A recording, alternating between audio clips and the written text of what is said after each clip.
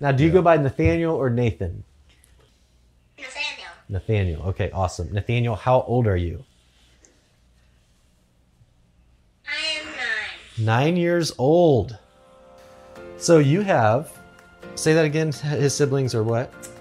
7 boys. 7 brothers and 1 sister. 7 brothers and 1 sister. It is a cold, rainy, and somewhat icy day in St. Louis, Missouri. And we are experiencing one of the warmest, friendliest, and energetic greetings by a kid who is saying a lot to us without the ability to use his voice. My name is Seth Carnell, and this is the Go Shout Love podcast.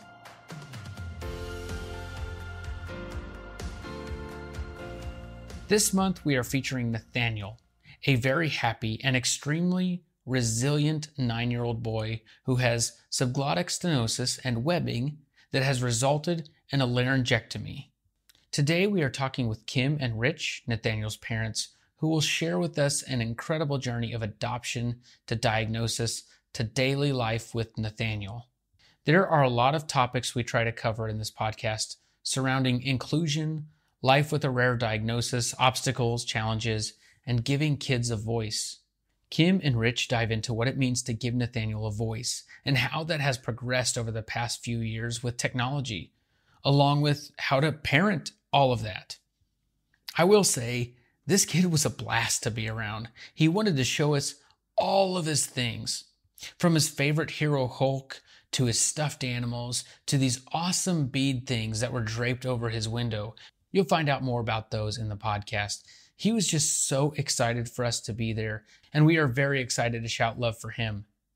In this interview, you will hear Josh Veach, our executive director of Go Shout Love, and you will also hear me in the background occasionally along with Nathaniel. When you have a second, please rate and review this podcast and share with a friend who could use an uplifting story like Nathaniel's.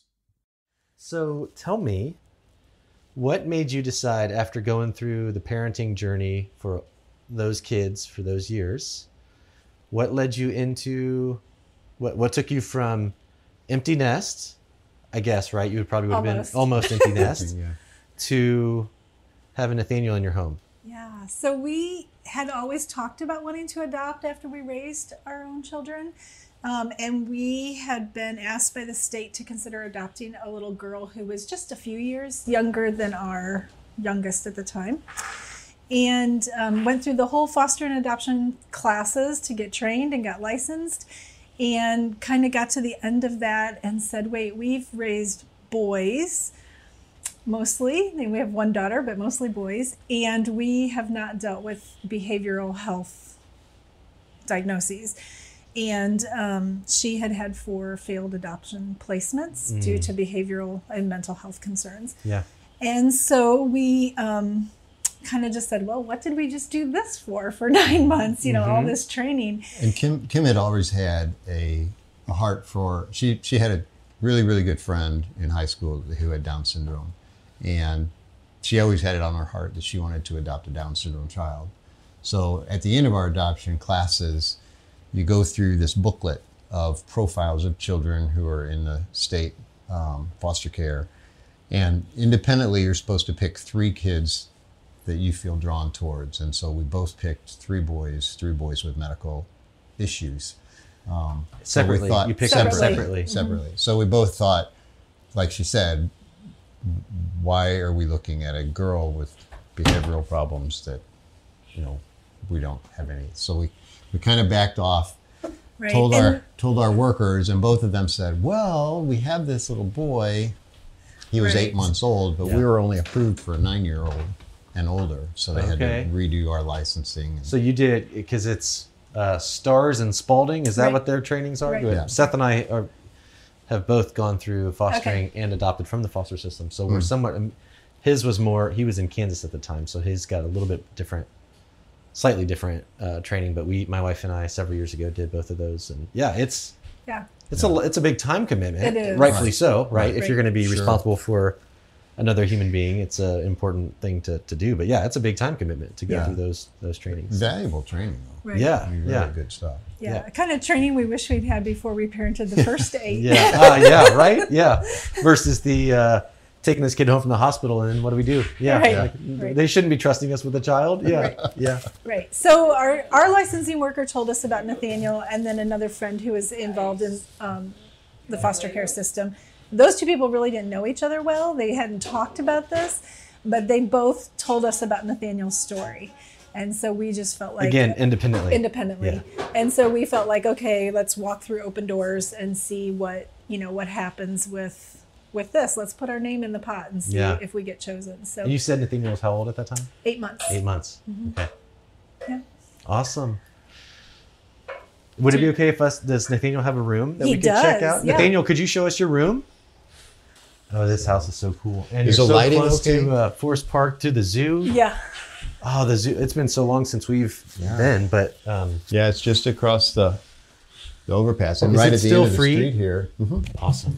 Right at the end of the street here, there's an overpass over that Whoa, more so you major like road. cars and trucks. You You can guys can walk get over there. there, and Oh, that is it's a so block cool. away. And So cool. Whoa. Has the proximity to the zoo helped with the? We've got tigers and some. I don't know. Is that you think that's I don't know. He influenced his love of animals? Yeah. he's liked liked big cats a long time. So you got him. That was the do day you we play met in him. here sometimes? Yep. Those pictures were taken the day we met him. Cool. He was 8 months old. And these are beads of courage. Have you ever heard of that organization? I don't think so. Every bead represents one medical treatment. Different beads represent hospital stays. And that's only like That's 2 years. 2 right? years. Oh my Are you goodness. serious? Yeah. Because every night he has vest treatments and medical treatments that we have to do every night with them. And once a week we do an infusion, and they just all add up. But it's A very it's pretty. tangible and visual way to recognize the impact or the day-to-day realities, I guess, of a Right. diagnosis or Right. treatment plans. Yeah. And the medical intervention that causes medical trauma Yeah. from birth, really, Right. for him. Yeah. Yeah. So tell me a little bit about where physically Nathaniel was when you guys first met him, and kind of what that journey's looked like from there. Sure. So he was born with subglottic stenosis and a laryngeal webbing, which is fancy words for there was tissue surrounding his vocal cords and then descending down into the trachea. Okay. And it was so significant that it created, he had to get his trach right away at birth. So tissue was covering the vocal cords and descending down into his trachea. And there was, I think, like a 1.2 millimeter opening, which I think a normal infant's around 3 or 3.5 of a normal size So trachea. significantly smaller from a percentage standpoint of what it should have Exactly. been. Yeah. So they took him pretty close from the delivery room into an operating room and put in the tracheostomy. Within a couple hours, at least, he was already trached Yeah. of being born. So then we found out, so he had a trach, and the solution would be to open up that airway and rebuild it, like reconstruct it, which they have a lot of experience in because a lot of NICU babies end up with stenosis in their trach. Mm-hmm. So they have experience with that. But we found out at 20 months that he was aspirating. And so you don't want to open up an airway for a kiddo who's getting all his oral secretions and any food he's trying to eat down into his lungs. And so that kind of changed the option of someday being able to decannulate. But due to the narrowness of the opening in his trachea, if the trach came out by accident or purposefully when we changed them every week, you had about 90 seconds to get it out and a clear airway back in before he would start to suffer oxygen deprivation Right. and potentially more damage being done. So it was very trach changes at that time were one person's hands are on the trach. You go 1, 2, 3. I take one out. She puts one. Yeah. in. It's. it was just for parents, it's life and death. I mean, Right. that's Right. like that's Right. stressful. The first night we had him in our home, we had the same medical company came and set up all of the equipment for him at night. The same nursing agency came and provided a nurse for him. And the first night he was at our home, she woke us up because she said he was cold and he needed another blanket, but he was blue and he couldn't breathe. He had a mucus He had plug. a mucus plug on the trach. Oh my gosh. And so we immediately, This is the first night. Right. with the nurse who supposedly knows their An care. expert in the field. Right. Yeah. And so We I ended up recognized he gave her needed. the phone, Yeah. told her to call 911. We started to do a trach change, and And had you like, what was the training process? we'd each done one trach change. So you're not ourselves. feeling equipped, No. but you're obviously feeling like Trailer.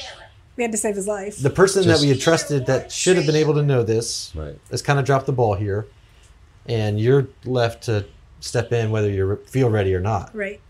So then she comes back in the room, and we hate telling bad nursing stories because there's so many good sure, nurses. Sure. But that's the reality. That's what Right. you guys experienced. Right. So she comes back in the room and she pushed Rich away from the crib side and handed back his phone and said, I don't know the address of where I'm working tonight.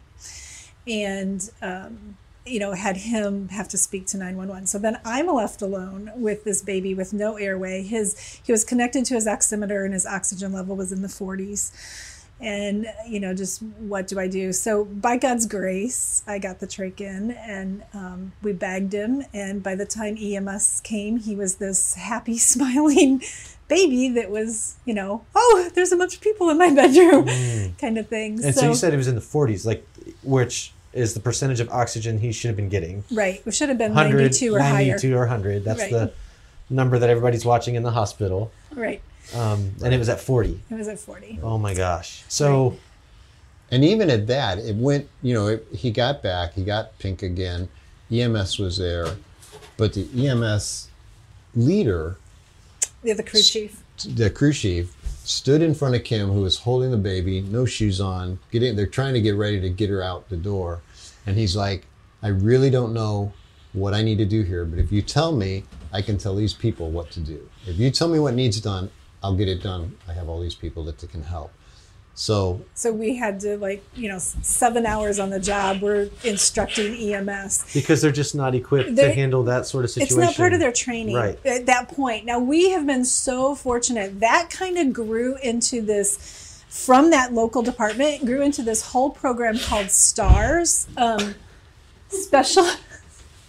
special needs I hope this is B. awareness. Yeah, C, B-roll. D, E. That's great. That's Special great. needs awareness and tracking or something like that. But it's a statewide program now, and where upon discharge from the hospital, the EMS gets the report. They know what they're getting in their community. They know how to solve the problems for those particular children.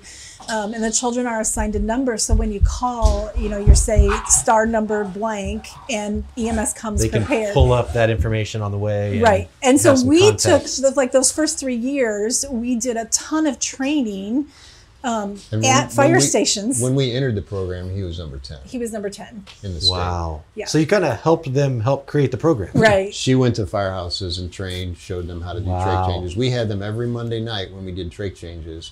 We'd call our local firehouse, and they'd send ambulance people, they'd send firemen, they'd all crowd in his room and watch us do the trach change. Right. Wow. just And so then they that could was, learn that. we And had that was multiple emergencies where then we were so thankful they had that training Mm-hmm. because when they showed up, they knew Nathaniel. They knew what he was like normally Right. and what he was doing when they came. It was such a blessing to have that connection with Yeah. the EMS providers. yeah. So, But she went all over the St. Louis area with the director of the STARS program to different firehouses Yeah. around town. So it was really, So- and that grew into her really doing more of the social media work that she Yeah. does. Yeah.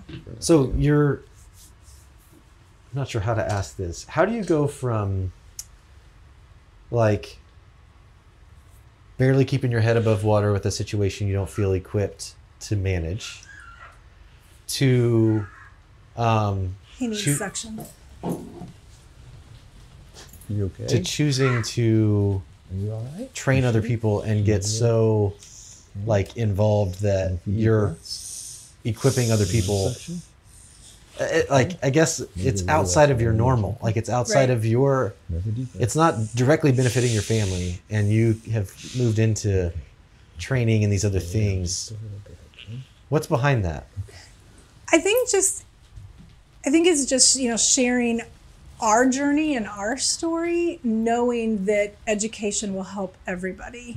If people are better educated, if they understand the situations they're going to encounter better, lives are going to be saved. I mean, kids are going to live because that paramedic knew when he walked in that he could touch the trach. I mean, there's a lot of them that were just afraid to touch the trach. And then when they see a mom do it, they're like, oh, if mom can do it, like, I'm probably more level-headed than she is, which they are, I could do it kind of thing. So just knowing like that education is going to, provide access for other kids to get the care they need. Yeah. And I think a lot of the message too, when they were at these firehouses, was to trust the parents, because doctors won't release a child to a parent's home unless they're confident that the parents do know and have been trained in how to take care of their child. And so a lot of times that training was geared towards, the parents live with this day by day, every day. They know how it's supposed to be.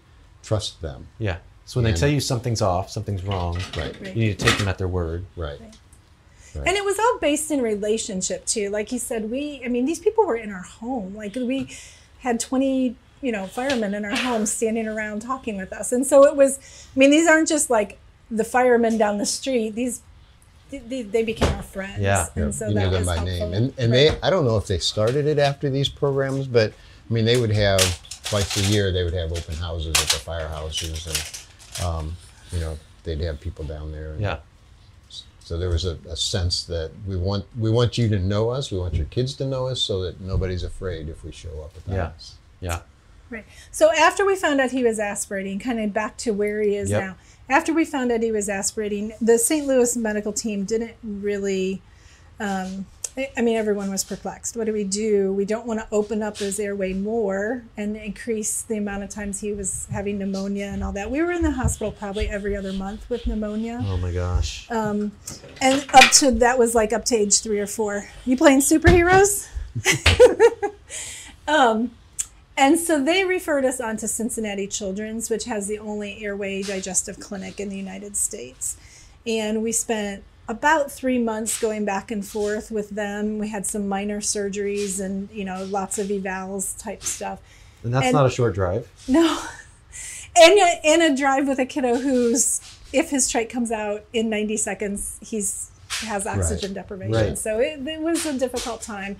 We had we would hire college caregivers to go with me to sit in the back seat or drive so that I could sit in the back seat kind of thing. Because as a single income home, I couldn't just afford to take off work and go whenever we needed to go. I'm a journeyman carpenter, and so I'm only getting paid if I'm at work. So it wasn't a matter of vacation time. There is no vacation time in that industry. It's your vacation time is whenever you choose not to get paid. When we don't have work, you can go take a vacation. Right.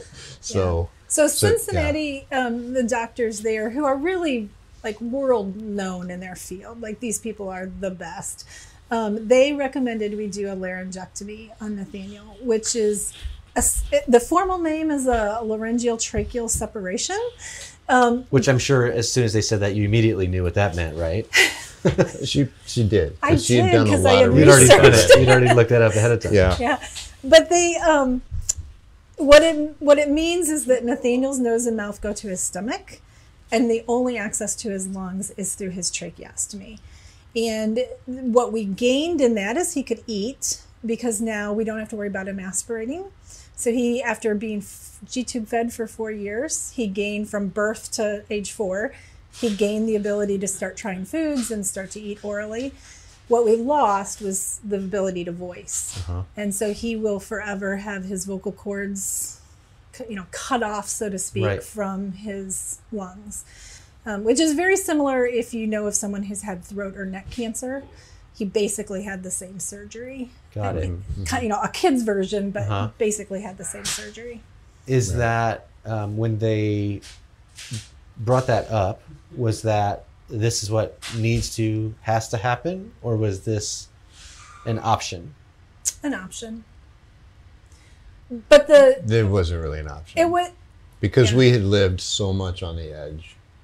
You know, she sleeps far lighter than I do, and she was waking 5 and 6 times a night. She'd wake up and find nurses asleep during the job. And the nurses were scared of Nathaniel because, you know, at any time, we had a number of decannulations where he actually just pulled his trach out. You know, he's a curious toddler, and he pulled his trach out.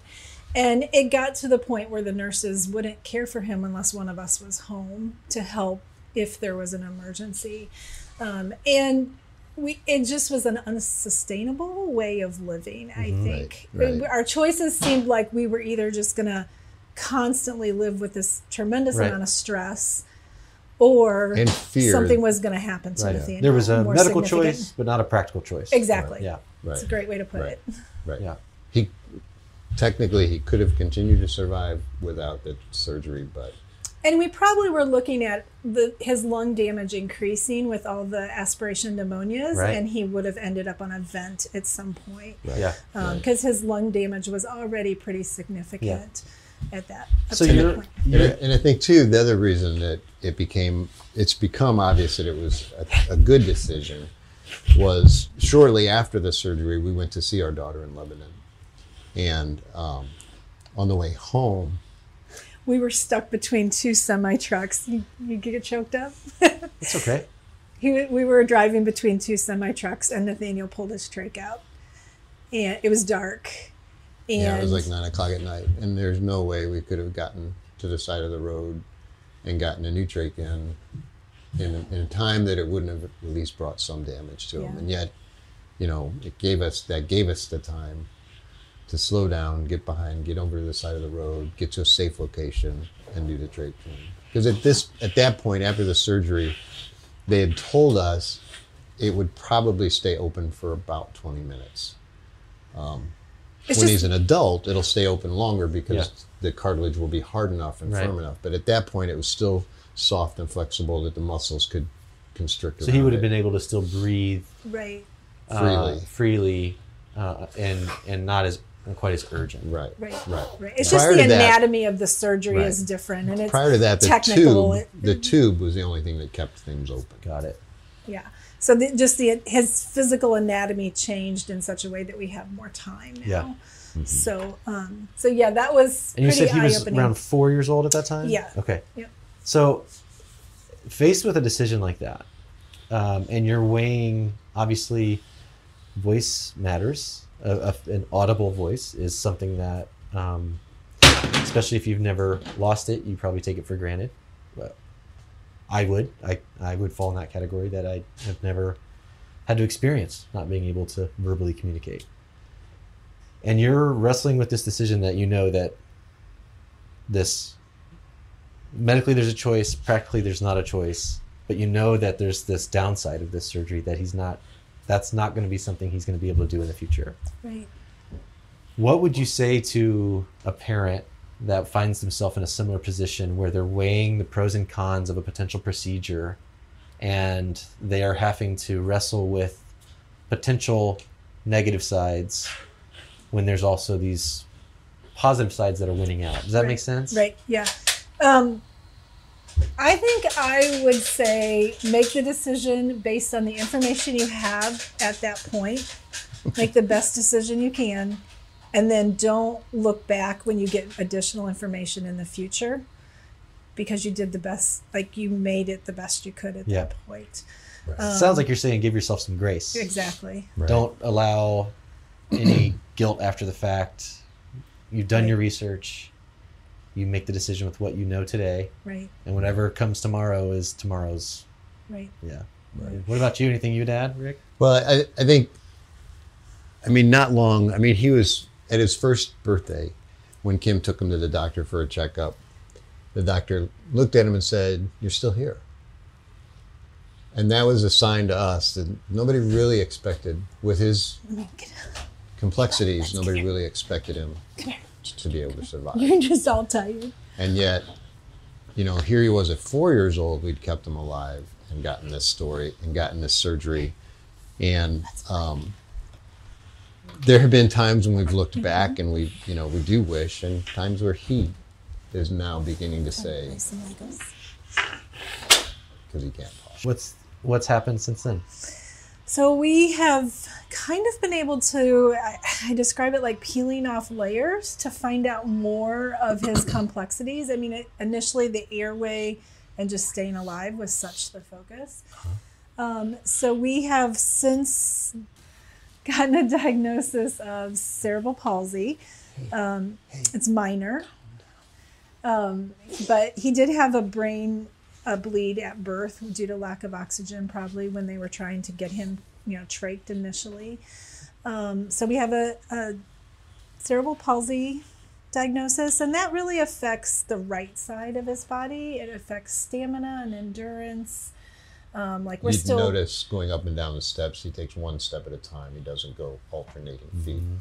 Yeah. We're very fortunate that, that was one of the things they told us is he would never walk. So we are very fortunate that he walks, but, he doesn't climb the playground equipment as well as our grandchildren do, Sure. who are half his age, right? So, and we attribute a lot of that to our family, our kids. And at the time we still had 3 teen boys at home, and they would run him wild. They just treated him like a little brother. Yeah. Right. They didn't let him off the hook. Right. Yeah. They were on him and pushing him and making him walk, and so they really brought a lot of stimulation into his life and made a difference for him. Yeah. We've had a diagnosis of an immune compromise or immune deficiency. So he gets weekly antibody infusions that we do here at home. Okay. We put 2 needles into his tummy. I know it's bad. You don't like that, huh? No, I bet that doesn't sound very fun. And he gets, human antibodies once a week to help with that. We have a diagnosis of intellectual disability and a diagnosis of PTSD based on all the medical trauma that he's been through, and ADHD. So we're kind of just peeling away and finding out more of what's going on for him. Yeah. And I think probably the biggest thing that took place after the surgery was a refocus on, now that we know he won't vocalize, how can we give him an opportunity to communicate? Uh-huh. And again, Kim, through research and stuff, found some different resources, found people to talk to, and he had already had an iPad, and we had already taught some sign language. But the trouble with sign language is, if you don't understand my signs, I can't communicate. It's still learning a different language. Right. Yeah. And even just yesterday, I learned that this means evil, and he's been telling me that when we talk about robots, is he a good guy or a bad guy? Oh. What, he has fangs? I didn't Or understand. heart, I love him. Because I didn't know it. Yeah. So if you don't know the signs, you can't communicate with them. And so she began this journey with different speech therapists. Mm-hmm. Hallelujah. But then came up with it, found the program of Speak for Yourself that he uses on his device. Yeah. And she's chosen other avenues, been suggested that he learn to use a electrolarynx, or even esophageal speech, where you swallow air and belch and speak that way. What we've struggled with in both of those two is he never vocalized, he never cried, he never formed any kind of mama dada.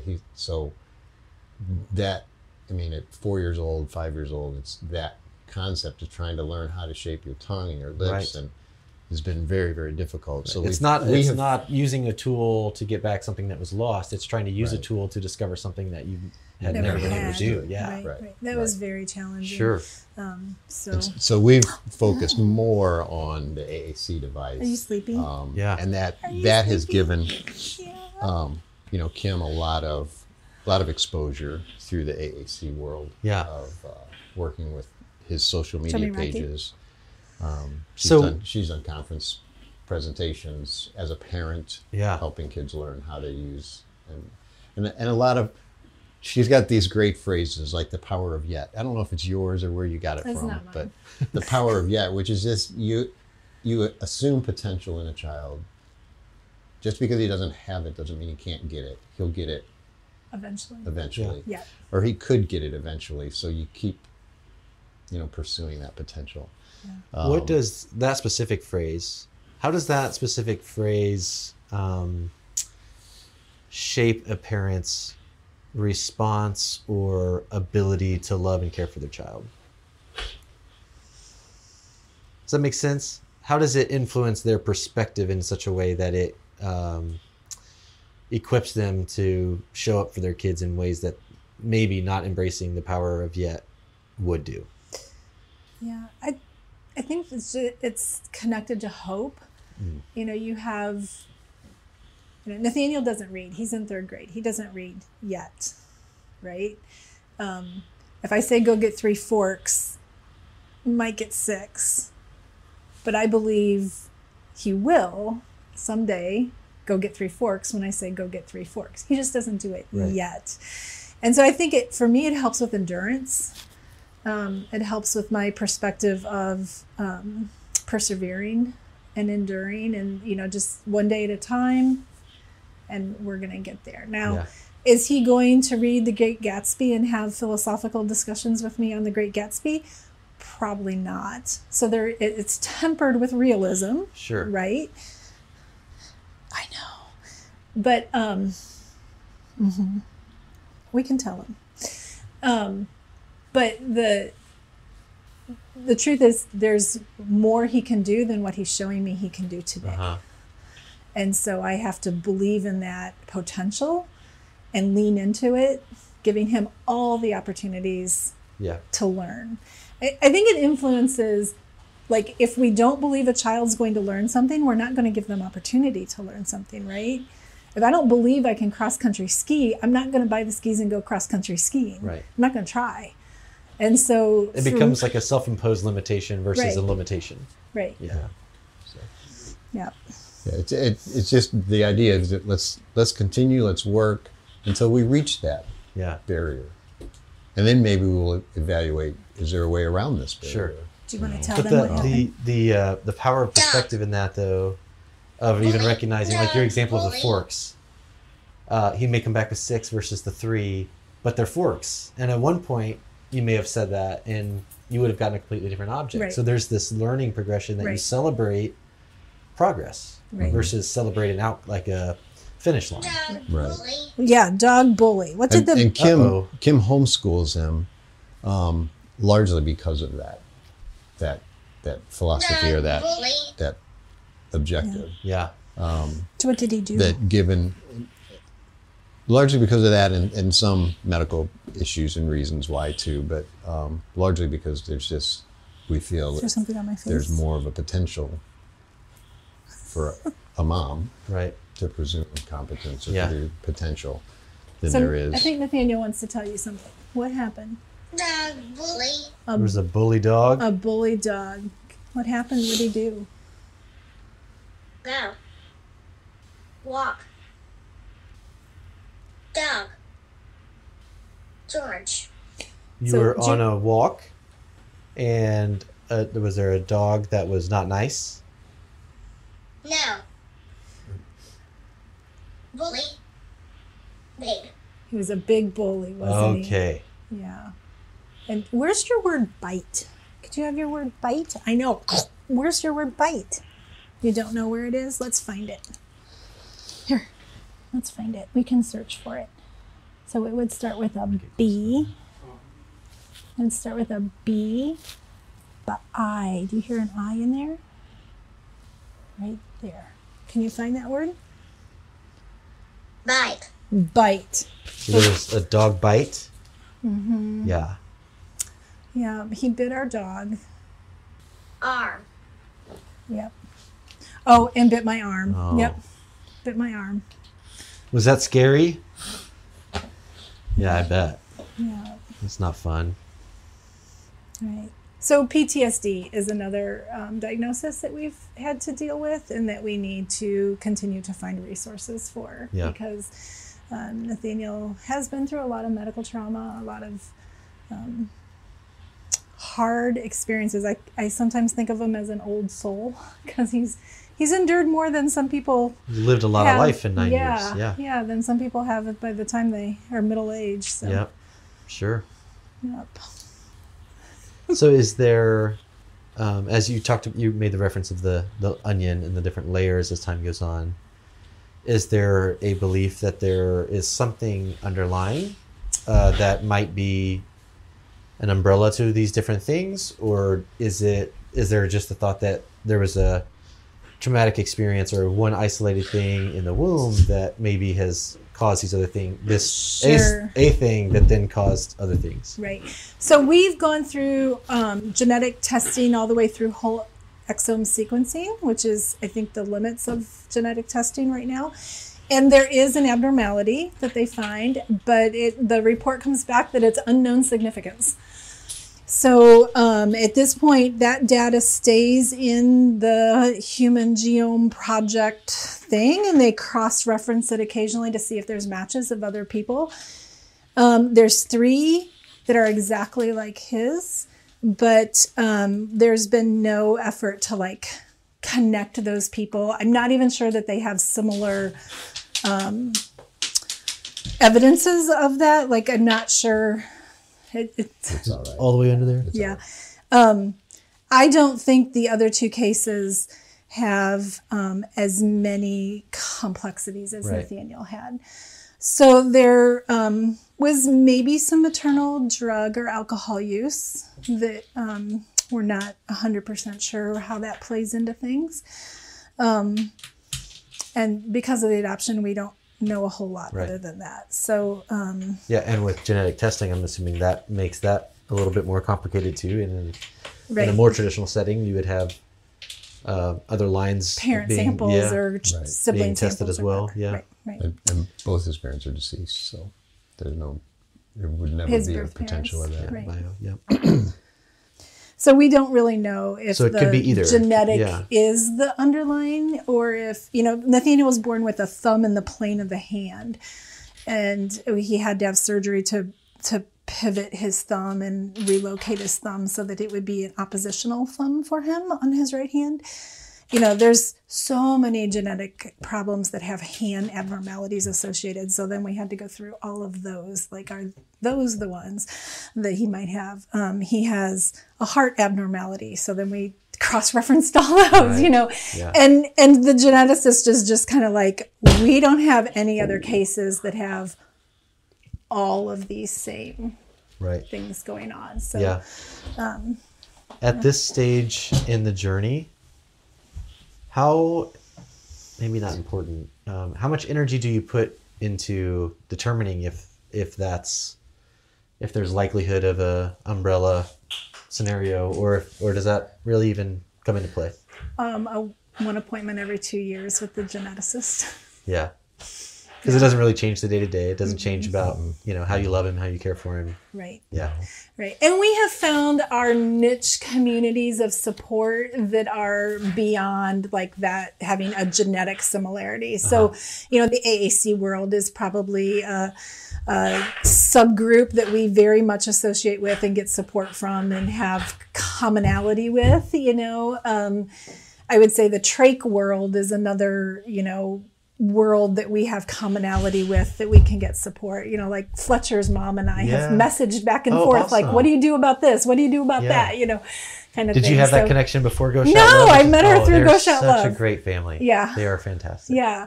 And so that's been super fun. How do you do this about night nursing, or how do you do this? Or so I don't think that we're necessarily seeking this connection with another community through a genetic diagnosis. The answer doesn't really, likely doesn't change much for you. Right. Yeah. And there's so many things that you're occupied with already. Sure. To try to figure out, okay, so now we got, now here's something else we have to fill our time with. Sure. Come here, buddy. Who do you have? Is that the Hulk? Come here. Come on. Hulk has. Come here. Bruce. Bruce. No, he's the Hulk, isn't he? It's your favorite superhero. You've referenced the AAC and like how important that is. Take us back to like, first of all, tell us what an AAC is. So for anyone listening who's not familiar with what that means. Right. So that means augmentative alternative communication, but it also might mean alternative augmentative. I'm not sure which A is technically first, but it means communicating in an alternative way than your typical voice. So sign language is a form of AAC. We often most think of Stephen Hawking. He's like the most famous AAC user. And so, yeah, it's just currently is trending towards using iPads and technology and voice output devices, which is what Nathaniel uses, to communicate. Yeah, and even we've seen eye gazes for people that are able to even just use their eyes to point to. Right. Yeah. Yep. And so how old was Nathaniel when you first kind of introduced some level of this technology? Maybe talk about how that technology's changed or grown over time since then. So we purchased an iPad and the particular app ourselves when he was 20 months old. And I think... Actually, our kids purchased his siblings purchased him the iPad. What a thoughtful gift. Yeah, they wanted him to have a voice too. And I think that was kind of novel at that time, that you would give, a kid who's still stomping through mud puddles an iPad to drag along behind him. Yeah. And there's the history of AAC changes constantly because technology is constantly changing, right? And it was not uncommon that you would start a child with like a picture exchange system where you would have pictures in the kitchen and they would pull off from the Velcro thing, pull off a picture of milk and hand it to you and you would give them a glass of milk or whatever. So we kind of just bypassed all that and went big and said, let's give him a lot, which is like back to that power of yet that we probably were adhering to when he was super little. And so his particular app can hold 15,000 words, which is significant for even in the AAC community to hold that many words. I'm going to throw a random question out just to see, because I know you present and you're really knowledgeable in this topic. Do you know what the average for someone who speaks vocally, how many words do we average? What's our daily vocabulary on average? I have no idea. Okay, I just didn't know. Maybe there was a number. I'm trying to 15,000. That's a lot, but I don't know, if I had to guess. Right. How many words did I use today? I wouldn't know. If you had to narrow the words you use, Josh, to 15,000, you'd be disappointed. Yeah. Right. That's kind of what I was trying to wrap my head around Yeah, so 15,000 was the starting point. Right. Or that's what this app. Right. So, and his app has the capacity to open and close. So let me go to a screen that we don't have very many things open, which would maybe be here. So we can open, you can see how many words are available and are there, but he doesn't necessarily have to be coping with finding the words he wants with all of those. That's the learning part. So we gave him this device with 15,000 words, but we had 4 words open on the screen instead of all of them that you see open right now, kind of thing. So it was something that I felt he could grow into. Yeah. And, then, he learns it just the way your kiddos learn to talk because you're talking to them.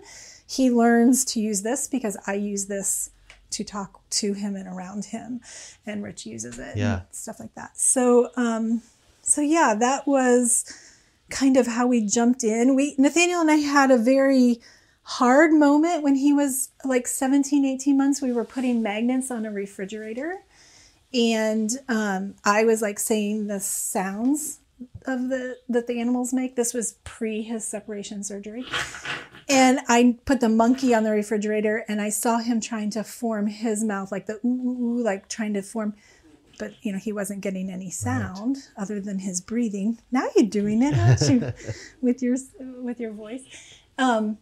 And it just crushed me. And I looked at him and I said, I'm going to find a way for you to talk. Yeah. For you to get those sounds out. So he actually has animal sounds. Where's your animal sounds, dude? Which animal are you gonna make? There you go. Is that the monkey? Yep, that's the monkey. So What about cars? What sound do cars make?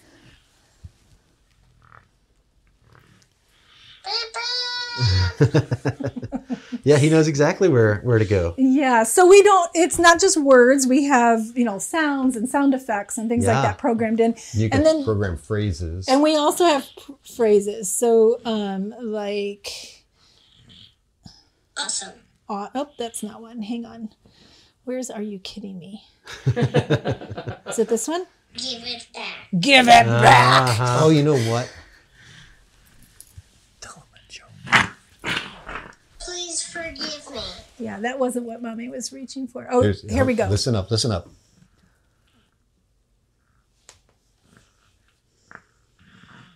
you remember? Knock, knock. Who's there? I'll say. I'll say who. Yes, they do. That's so good. That's so good. Now let me ask you, Nathaniel. I have a couple young boys that are sometimes learning words that they're not supposed to say, or they're saying them in times they're not supposed to say them. Do you have words like that too? Are Surely you not. trying to get them to say them? No, I'm not. I guess that was a terrible setup. Yes, don't do the things you're not supposed to do. Yes, but that's a good question. So what you bring up there is super important. So the person who manages or programs his device has a lot of power, Yes.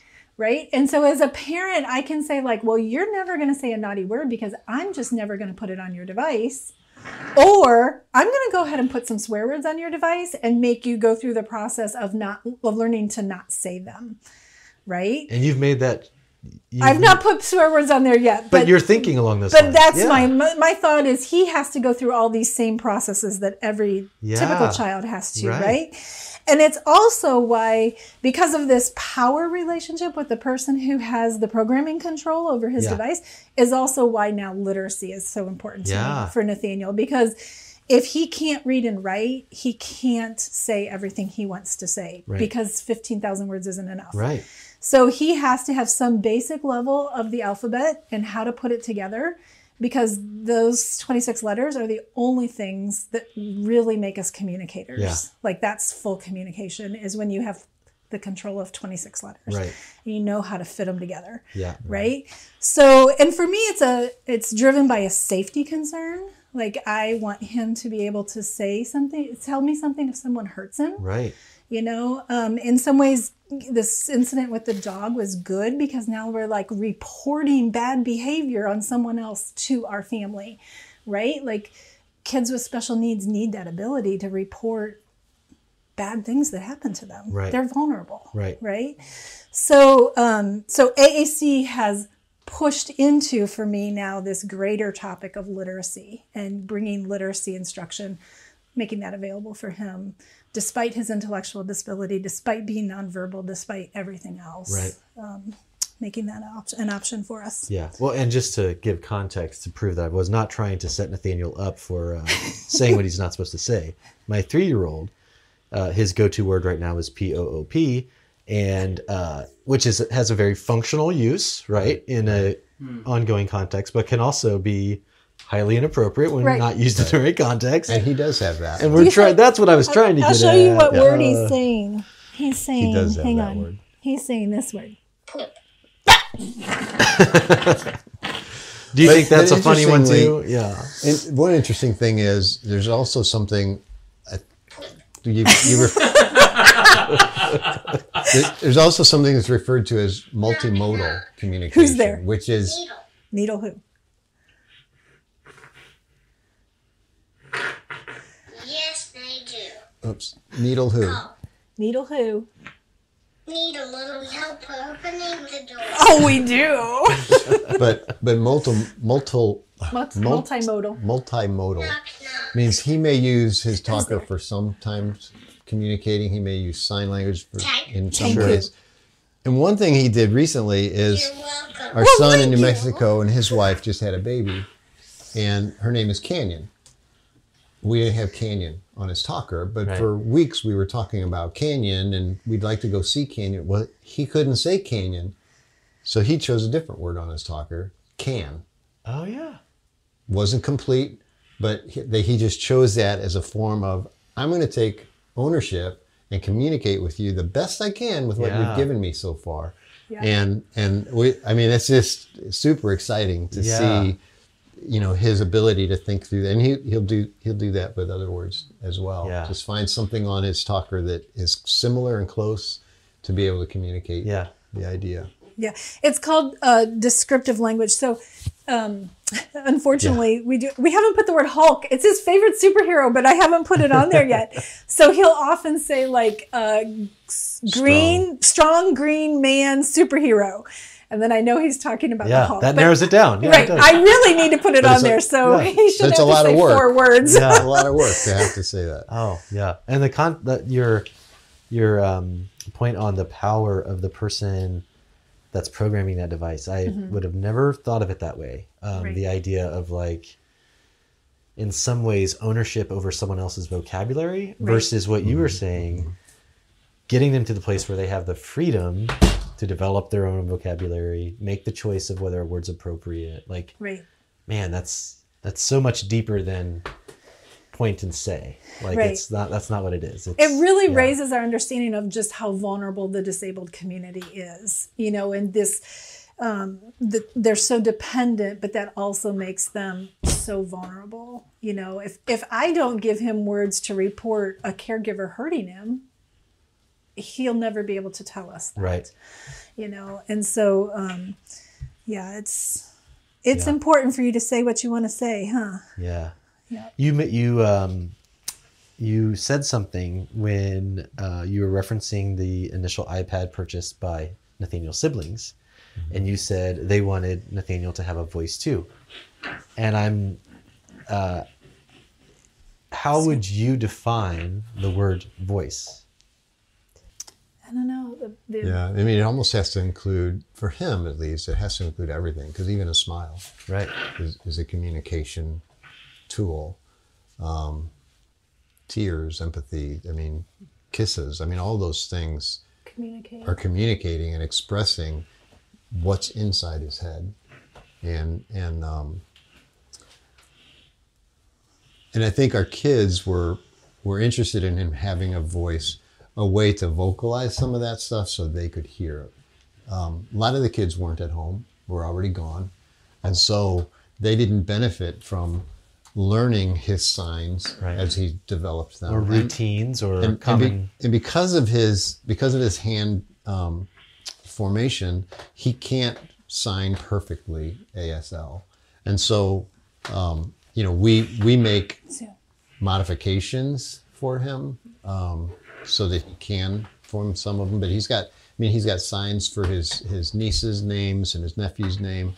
And if you're not living in the house, you're not going to learn those until you're exposed to it. And so, if we FaceTime with one of the kids that's out of town, he's got a way that he can communicate with them audibly in a way that they can understand. And so I think that was one of their desires, was to give him an opportunity to receive, to Right. reach that power of yet. Yeah. He couldn't audibly say things yet, but let's give him this and give him that opportunity. Yeah. I think to me the voicing also has a bit of control connected to it. Like it gives him autonomy and control, and personhood, like ability to control his own environment and Yeah. his own world, so to speak. Voice. I would agree with that, because a lot of times people will try to communicate with him, but you have to wait. You have to give him time to express himself in whatever form he uses. And so I think a lot of time giving him voice means give him time to express himself. Yeah. But he doesn't rattle off, "My mom got bit by a dog," that quickly on an iPad. It takes time Right. unless he learns to pre-program phrases, but Yeah. then It takes time. you're stuck to those pre-programmed phrases. Right. Right. But, So it's almost there's a certain element of there's responsibility on the receiver's end as well, I guess, as far as the voice definition. It's almost like the power to be heard, or the opportunity to be heard, the opportunity what your children were after. They wanted to be able to connect with him and be able to receive what he's trying to say, which takes investment on the listener's end. right.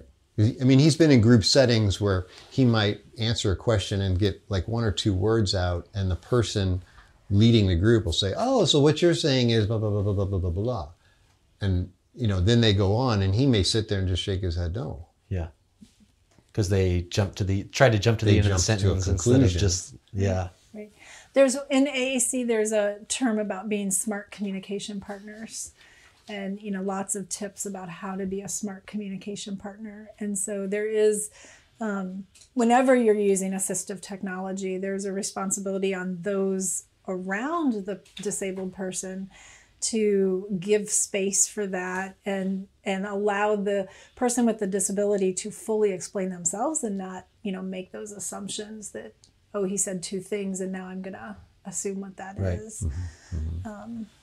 Which one might innocently make that mistake and think that they're doing the person a favor by slowing their process. But in reality, it's just probably rude, I guess, right? Yeah. Right. I would think that's the way it feels. I mean, I don't know. Does I've it feel done weird? it. I'm guilty. No? And I remember there was one instance he was in a group setting with some other children, and they were at a table playing, and the other child took something from him. He couldn't audibly say anything. He can't cry out. He reached over and took it back. That child cried out. Nathaniel got in trouble.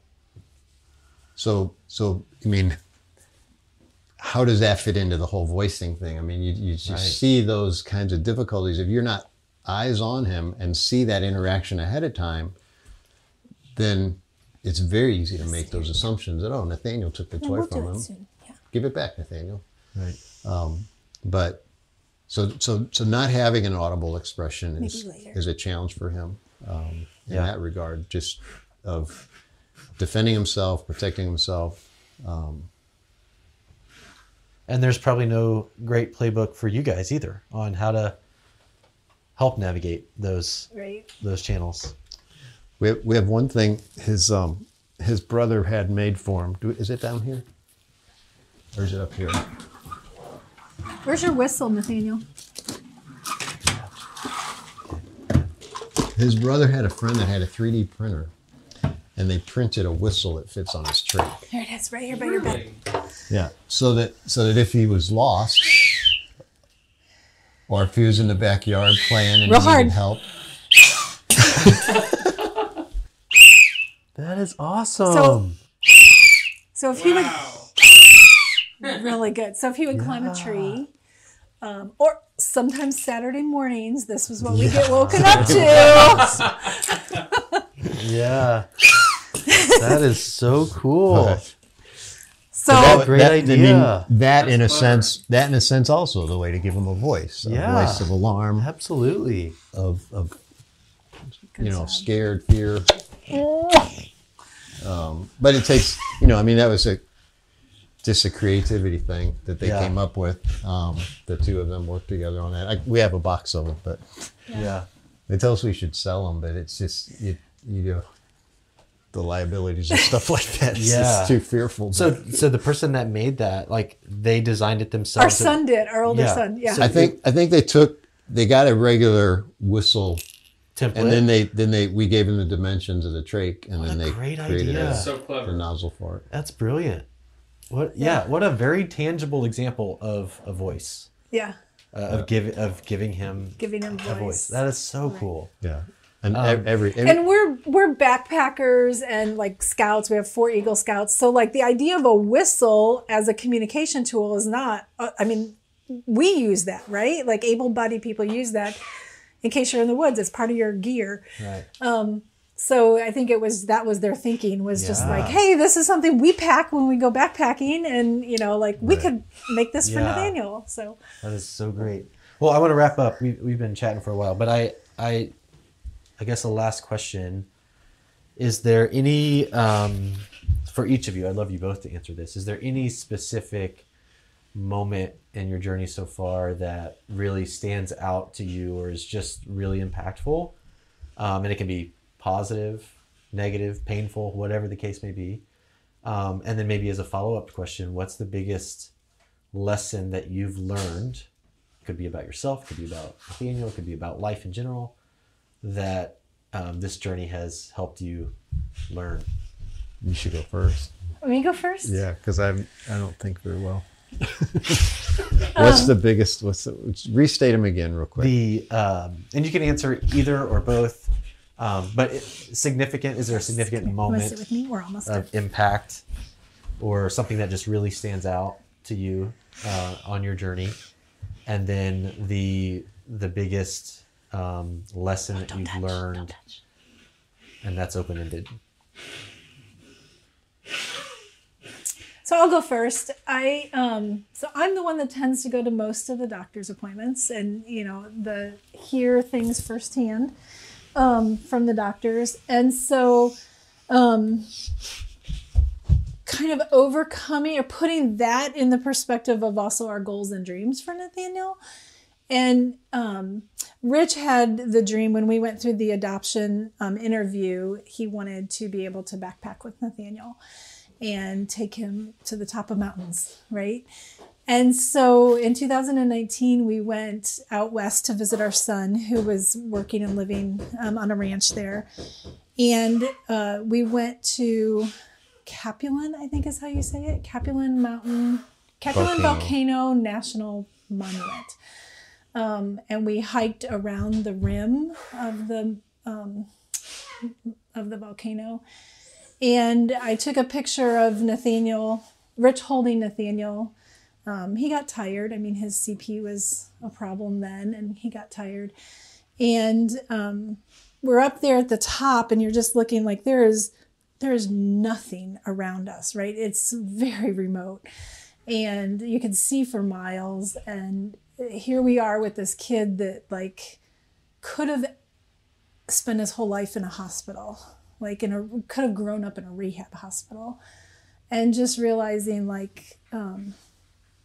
it's a mountaintop, literally. It seems cliche to say that, but just the balancing of all just yesterday we got a bunch of information back from a psychological testing thing, and balancing this 15-page report of who Nathaniel is with, no, this is who Nathaniel is, right? He's climbing mountains and, defying odds.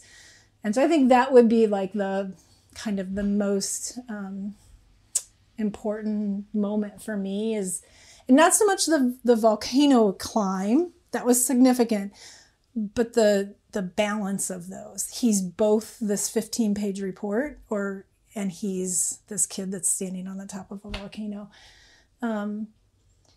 And I think what I've learned, I would say, is just associating with a vulnerable community. We did this out of choice.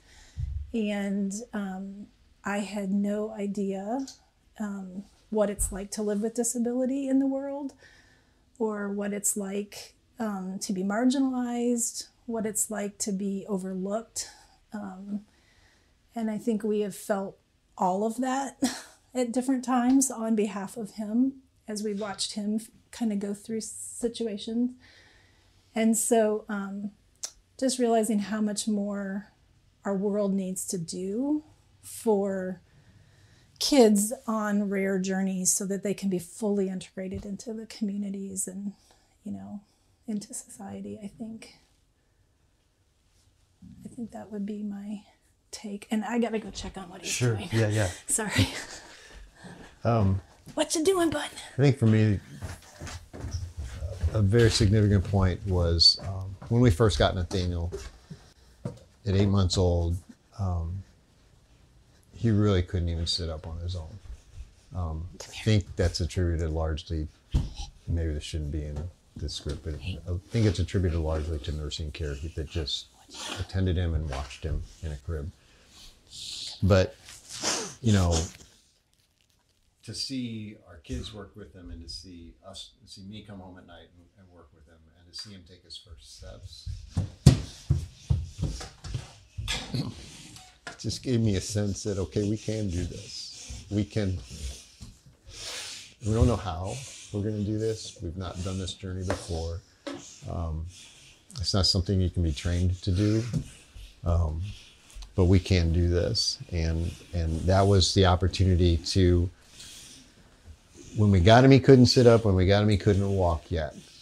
But we got to see him take those steps and do so much more. And, just last month we were again out in New Mexico, and, he's up at 10,000 feet.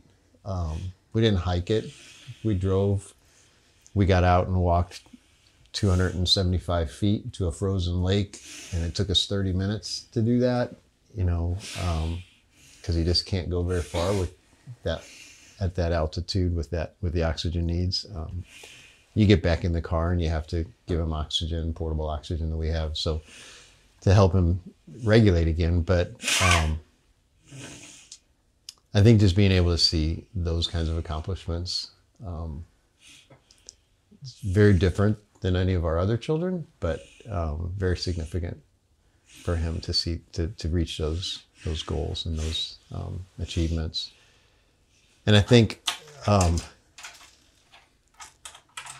one of the funniest things that I think has ever happened in Nathaniel's care is I was out playing with him when he was still a little baby. I was out playing with him in the front yard with a ball, and we were throwing it back and forth.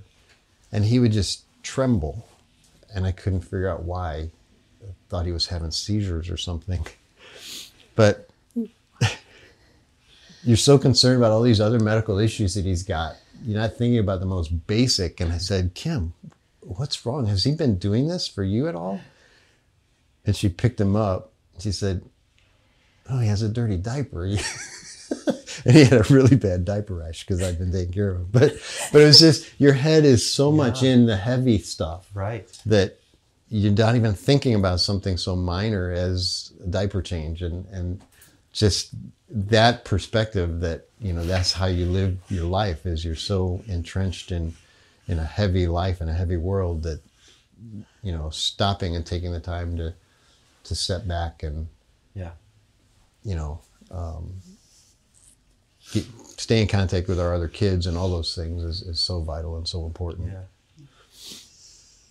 Yeah. You made the statement of not hiking, but then driving, but you guys have been hiking for a long time. The journey's just looked a little bit different, and it's evident.